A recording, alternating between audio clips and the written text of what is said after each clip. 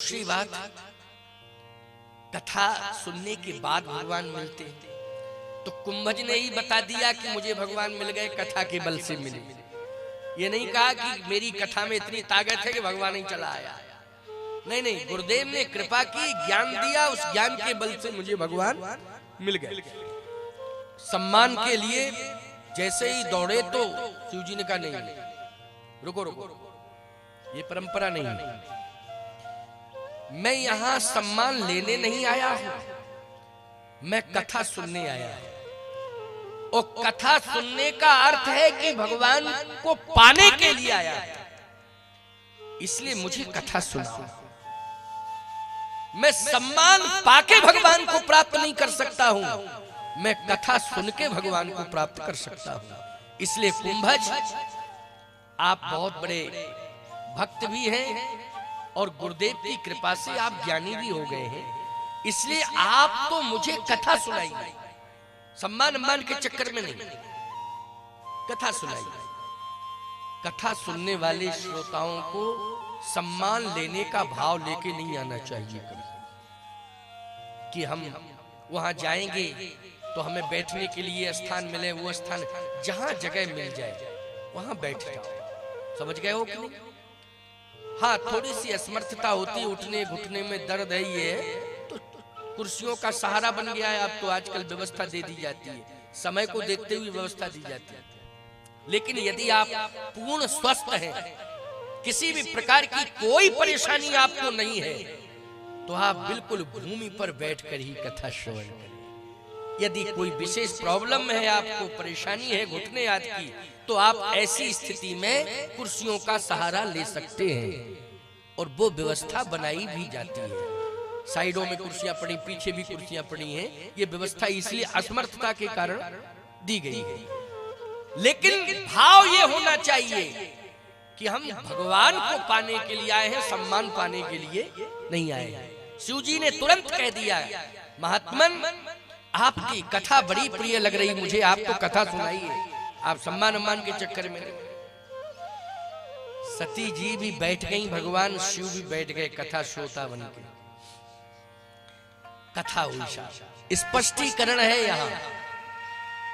ऐसा नहीं है कि कथा तो श्रीमद् भागवत की कथा भी होती है, पुराणों की भी कथाएं होती हैं, नाना पुराण निगमागम आदि आदि कथाएं होती, लेकिन स्पष्टीकरण है यहाँ। क्या? राम कथा, राम कथा, ऐसा नहीं कि और कथा। राम कथा मुनिवर्ग वखानी, सुनी महेश परम सुखमानी। राम कथा, कुंभज ऋषि ने राम कथा सुनाई।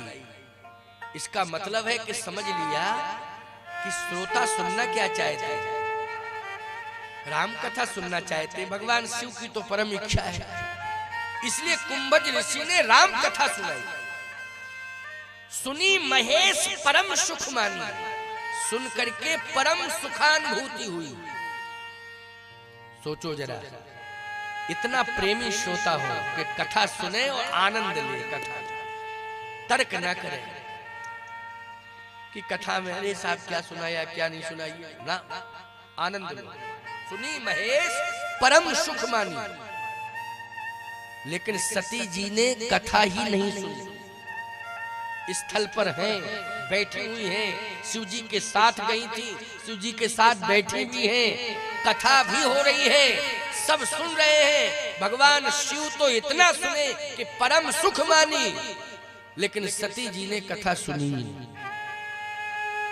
सती जी ने बिल्कुल नहीं सुनी कथा। प्रमाण क्या है? स्पष्ट लिखा है, राम कथा मुनि वर्य वखानी, सुनी महेश परम सुख मानी। सुनी महेश, ऐसा नहीं लिखा गोस्वामी जी ने कि सुनी महेश सती सुख मानी। शंकर जी ने सुनी और सती को सुख मिला, तो दोनों का भाव आ जाता ना सुनने में। लेकिन नहीं, सुनी महेश परम सुख मानी। परम सुखानुभूति हुई है किसको? भगवान शिव को। सती का नाम गायब। सती जी बैठी रही लेकिन कथा नहीं सुनी, नाम गायब। संशय लेके गई थी और संशय लेके ही लौट रही है। जबकि राम कथा सुंदर कर कारी, संशय विहंग उड़ावन हारी। लेकिन सुनो तब ना संशय जावे। जब सुनना ही नहीं है तो संशय कैसे जाएगा? क्यों भाई?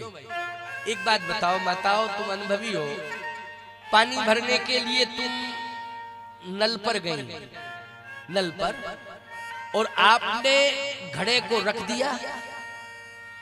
अब कह रही हूं घड़ा भर क्यों नहीं रहा है? घड़ा भर क्यों? नल भी है, हम लेके भी आए घड़ा, लेकिन भर क्यों नहीं रहा? अरे घड़ा सीधा रखोगी तो भरेगा, जब उल्टा रखा है तो क्या भरेगा? जब उल्टा घड़ा रखा है तो भरेगा कहां से? घड़ा जब सीधा रखोगी तभी घड़ा भरेगा, नहीं तो नल से पानी निकलता रहेगा, बहता रहेगा और घड़ा भरेगा नहीं, क्योंकि घड़ा उल्टा रखा हुआ है। सीधी सी बात है, सती अगर श्रद्धा लेकर के जाती तो श्रद्धा के पात्र में कथा जरूर टिकती, टिकती कि नहीं? लेकिन श्रद्धा नहीं है, संशय। देखो, श्रद्धा से बुद्धि निर्मल होती है और संशय से बुद्धि उल्टी हो जाती है। कैसी हो जाती है बुद्धि? उल्टी, उलट जाती है बुद्धि। जो बुद्धि है वो गायब, संशय से।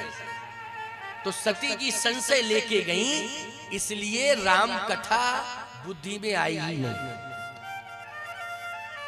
घड़ा खाली की खाली रहा। क्यों रहा कि नहीं? खाली का खाली घड़ा। बुद्धि का घट, बुद्धि का घट क्या रहा? खाली का खाली। श्रद्धान्वित होकर के बैठती, निश्चित रूप से कथा मस्तिष्क में आती, संशय लेके ही लौट रही है।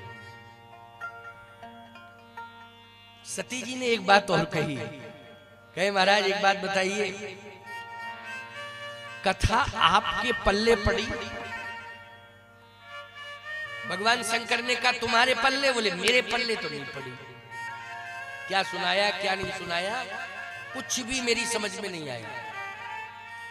भगवान शंकर ने कहा कि इतनी सुंदर कथा कही कुंभज ऋषि ने कि आज मैं कथा के मर्म को समझ पाया कि कथा का मर्म क्या है। सती जी ने कहा महाराज इतनी सुंदर कथा कहे। शंकर जी ने कहा आज मैं कथा के मर्म को समझ पाया, क्योंकि राम कथा मुनिवर बखानी, सुनी महेश परम सुख मानी, परम सुख मानी। परम सुख मिला, इसका मतलब है मर्म समझ में आया तभी परम सुख मिला। बिना मर्म समझे परम सुख की प्राप्ति नहीं हो सकती। आज मैं समझा कि कथा की कितनी बड़ी महिमा है, कितना बड़ा मर्म छिपा है कथा में। धन्य है कुंभज ऋषि, बड़ी महिमा है आपकी। नाम कुंभज है लेकिन बहुत मर्म स्पर्शी ज्ञान।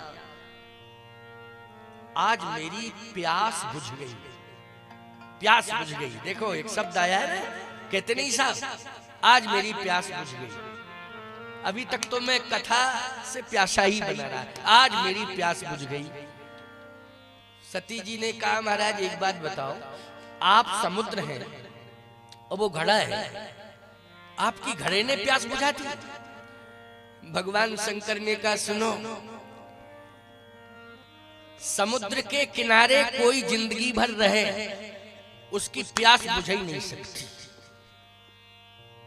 अच्छा समुद्र का पानी किसी की प्यास बुझा पाया जल्दी नहीं। अगर समझ में आवे तो ऐसे करना नहीं है तो जरूर कर देना। पंचायती राज है, स्वतंत्र भारत है, हम क्या बिगाड़ लेंगे तुम्हारा, बोलो भाई। लेकिन सही बात है कि समुद्र आज तक किसी प्यासे की प्यास को नहीं बुझा पाया, क्योंकि समुद्र में पानी कैसा है? खारा है, पीने के लायक नहीं है। क्यों पीने के लायक नहीं है? खारा पानी। जिंदगी भर रहो प्यासे रह जाओगे समुद्र के किनारे, और पानी अगर जबरदस्ती पी लिया आपने तो मर जाओगे, ये भी कन्फर्म है। क्योंकि बीपी हाई होगा, नमकीन पानी है, ज्यादा पी जाओगे बीपी हाई होगा, निश्चित रूप से ब्रेन हेमरेज हो जाएगा, कोमा में चले जाओगे, नहीं मर जाओगे। दो में से कोई एक बात हो। विडंबना ही विडंबना है। हमारी रामेश्वरम में कथा हुई साहब, कोरोना के पहले 9 दिन की कथा थी। बिल्कुल ठीक रामेश्वरम मंडप, जो भगवान रामेश्वर नाथ जी का मंदिर है उसके ठीक सामने, ज्योतिर्लिंग के सामने एक रामेश्वरम कथा मंडप सभागार बना था, बहुत अच्छा। उसी में मेरी कथा हुई थी। ये शाहजहांपुर के लोगों ने कराई थी। बहुत लोग गए थे, कम से कम 250-300 लोग तो वहीं से गए थे। फिर कोई तमिलनाडु इधर से उधर से तमाम जगह से आए थे। काफी अच्छा कार्यक्रम था। समुद्र बिल्कुल पास में था, हम जाते थे समुद्र के किनारे। बिल्कुल सत्य कह रहा हूं, एक अंजलि जल पीना मुश्किल था। स्नान करके आते थे तो फिर सादा जल से स्नान करना पड़ता था। नमक ही नमक पूरे शरीर में है। ऐसा जल, समुद्र का जल कौन पिएगा प्यारे? भगवान शिव ने कहा, हे सती, समुद्र के किनारे किसी की प्यास नहीं बुझ सकती है। मैं ज्ञान का समुद्र हूं, मेरे ज्ञान ने तुम्ही को नहीं समझा पाया।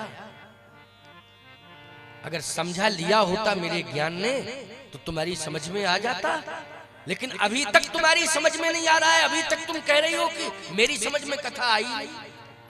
मैं बैठी जरूर है लेकिन मेरी समझ में नहीं आई कथा। लेकिन मैं तृप्त हो गया। क्यों? अभी तक प्यासा रहा। हे सती, जब भी प्यास बुझती है तो समुद्र के पानी से नहीं बुझती है, घट के जल से ही प्यास बुझती है। घड़े का जल जब तक नहीं मिल जाता है तब तक किसी की प्यास नहीं बुझती है।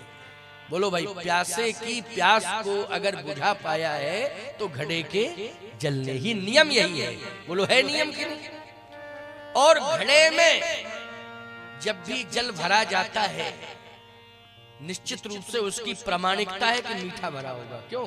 घड़े में जल भरा जाएगा तो उसकी पुष्टि होती है, क्योंकि भरने वाले ने तभी भरा है जब पीने के लायक होता है, तभी घड़े में जल भरा जाता है पीने के लायक। अच्छा सती, एक बात और सुन लो। क्या? ज्यादा बड़ा ज्ञानी जो होता है ना, वो ज्ञान के अभिमान को लेकर के बैठ जाता है। जो अभिमान ना ले पावे, क्योंकि ज्ञान का तो समुद्र हूं मैं, लेकिन जो बड़ा ज्ञानी हो जाता है ये नियम है कि उसमें अभिमान आ ही जाता है। एक चेला हमारा बहुत बड़ा विद्वान हो गया है, रावण, अभिमान ही आ गया। वो किसी की सुनता ही नहीं है, अपनी सुनाता है केवल, सुनता किसी की नहीं। कहता मैंने वेदों पर भाष्य किया है, वेद पढ़े विद शंभु सभीत पुजावन रावण के घर आवे। बोले ये कंडीशन है कि आज किसी की नहीं सुनना चाहता हूं। ऐसा चेला है, परम ज्ञानी, बहुत बड़ा विद्वान है, वेदों पर भाष्य करता है, अभिमानी बहुत बड़ा है, बहुत बड़ा अभिमानी है। तो सती जी ने कहा रहता कहाँ है? कहे बस समुद्र के इस पार कुंभज है, उस पार रावण रहता है, समुद्र के उस तट पर। क्योंकि लंका उस तट पर, दूसरे तट पर है ना लंका, गिर त्रिकूट ऊपर बस लंका, तह रहे रावण सहज अशंका। बोले समुद्र के उस तट पर रावण रहता है।